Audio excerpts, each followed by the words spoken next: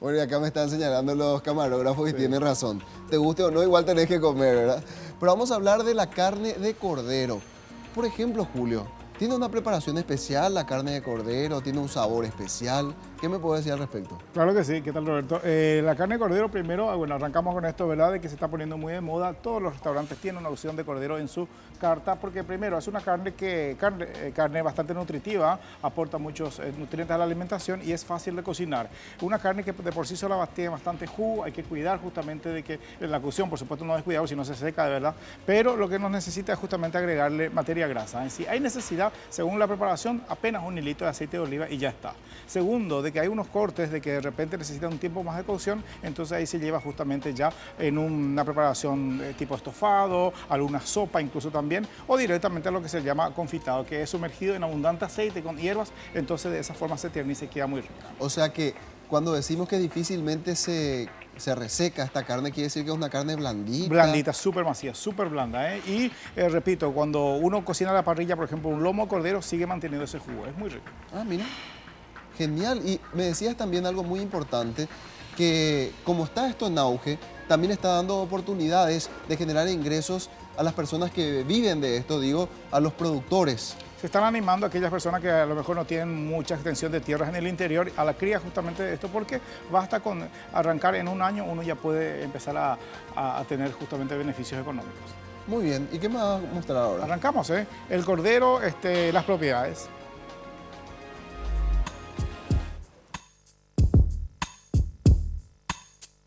El cordero es el ejemplar animal de menos de un año de cualquier especie del género Ovis, en especial de la oveja doméstica, es decir, de entre un mes y un año de edad y con un peso de entre 5,5 kg a 25 kilogramos.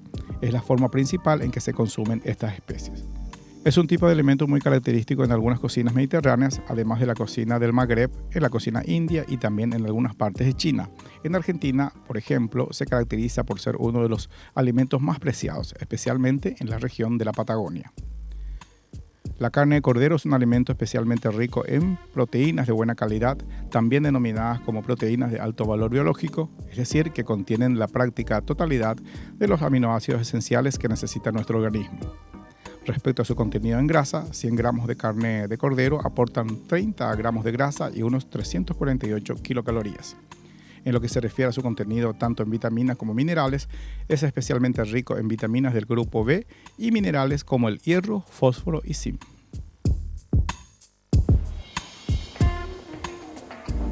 Los hindúes, la cocina china, los judíos también, ¿verdad? El famoso tajime de cordero, que es una delicia, y una receta rápida.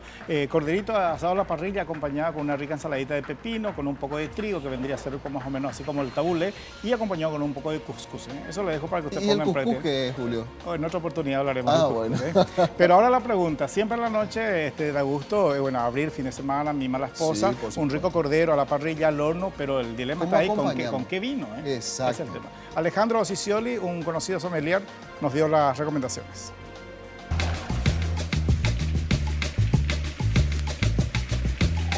El corderito. Sí. El corderito es un corte de que se puso de moda. Todos los restaurantes tienen un corte de cordero en su carta, ya sea el lomo, el cuadril, y otros cortes también que a lo mejor necesitan más tiempo de cocción, que lo llegan a confitar. Lo confitado, lo cocinado en el horno con mucho aceite y condimento, por supuesto, es otra historia otra vez. Esto me dijo justamente el chef que es solamente el lomo de cerdo sellado en la plancha y napada con la salsita. Bien, bueno, con respecto al vino, el Syrah y el cordero es una armonización que van de la mano. Se cree que la variedad Syrah viene del Oriente Medio y en la zona del Oriente Medio también lo que más se consume obviamente claro. Es el cordero. Y Oliver seguramente habrá hablado muchas veces de las armonizaciones regionales y bueno, esta es una armonización regional que viene desde tiempos inmemoriales.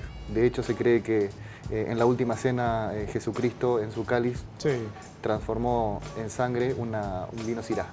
En el caso de que el corderito haya sido sellado solamente ya sea a la parrilla o a la plancha sin ninguna salsa y acompañado con unos vegetales al wok, salteadito, ahí cambiaría su maridaje porque tenemos ausencia de la salsa y de hecho que no va a tener un sabor muy fuerte, solo el perfume y el aroma, mejor dicho, solo del cordero. Sí, pero en este caso la uva Syrah tiene la potencia necesaria como para, si de repente se hace grillado, tiene esa potencia necesaria como para de repente soportar esos amarguitos que vienen del grillado mismo, ¿verdad?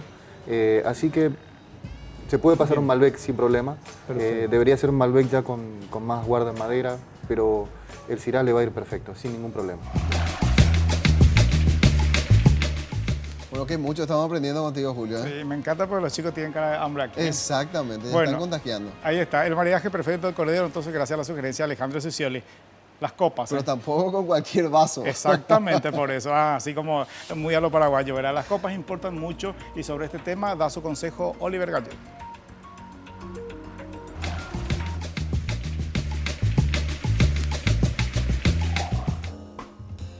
Hoy vamos a hablar un poco sobre el tema de las copas, que es un punto fundamental en cómo poder apreciar y disfrutar realmente más del vino, que es una cosa que mucha gente no toma en cuenta. En este caso ahora tengo una pequeña copa, es una copa un poco más reducida, el cáliz es mucho más reducido si lo voy a tomar, por ejemplo, con esta copa que está aquí al lado. Esta es una copa de degustación de vino blanco y esta es una copa de degustación de vino tinto. Tienen formas y tamaños diferentes y todo eso tiene realmente una relación muy importante en la física. ¿Por qué tan importante el tamaño y la forma de la copa? Primero que todo, se sabe que el disfrutar de un vino está compuesto de dos partes, el aroma primeramente y el gusto en segundo punto. El aroma se siente con esta chimenea que hace parte de la copa, el tamaño, la altura, y el gusto se siente con este diámetro que está aquí en la copa, porque esto te permite de alejar o acercar más la nariz o la boca o el apoyo de la boca con respecto a la copa. Entonces en este caso específico, si yo agarro y tomo esta copa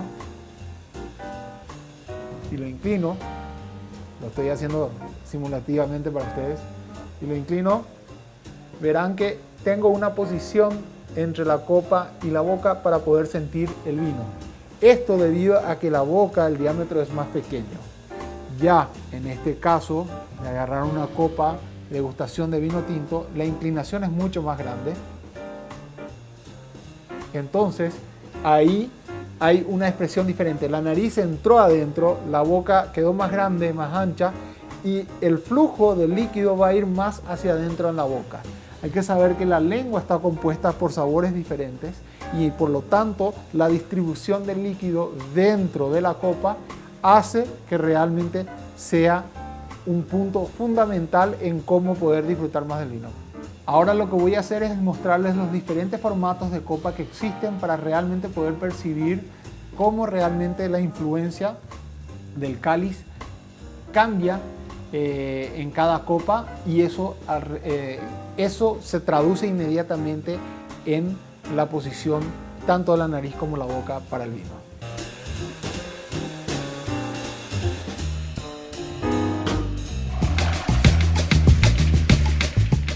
Nuestro propósito es interactuar con la gente, así que si tienen consultas para nuestro chef Julio Fernández, pueden enviar sus mensajes, incluso pueden enviar videos ilustrativos al 0986-894420, que es el número habilitado para comunicación con ustedes vía WhatsApp. Así que te van a llover preguntas, Julio. Me parece muy bien, ¿eh? Bueno, y para cerrar, ¿tiene planeado descorchar un vinito este fin de semana para compartir con la señora? Por supuesto. Bueno, técnicas y cómo servir correctamente un vino, aprendan. Bueno, y esta noche también... Esta noche vamos a hablar de... Cocina alemana, la cerveza, variedades y cómo degustar correctamente una cerveza para aplacar este calor. Yo te interrumpí algo, o sea, ahora tenemos que aprender más. Exactamente, sí. Adelante.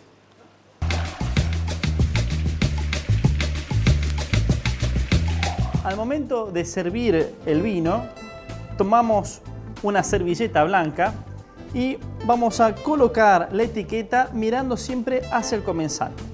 Entonces, servimos el vino de esta forma, muy lentamente, justamente para evitar revolver el vino. En el caso del vino tinto, servimos la copa hasta la mitad, así de esta forma, y al momento de terminar de servir hacemos un cuarto de giro, secamos el pico de la botella y ahí estamos. En el caso del vino tinto, servimos hasta el ecuador de la copa, justo hasta la mitad en este caso. Y lo hacemos simplemente para percibir mejor los aromas del vino tinto. Si fuera vino blanco, lo que hacemos es llenar a un tercio de la copa. Una vez que llenamos un tercio de la copa de vino blanco que va a estar frío, lo guardamos en un frappé para mantener la temperatura y a medida que se va vaciando la copa, vamos a ir reponiendo con un poco más de vino blanco, pero siempre a un tercio de la copa.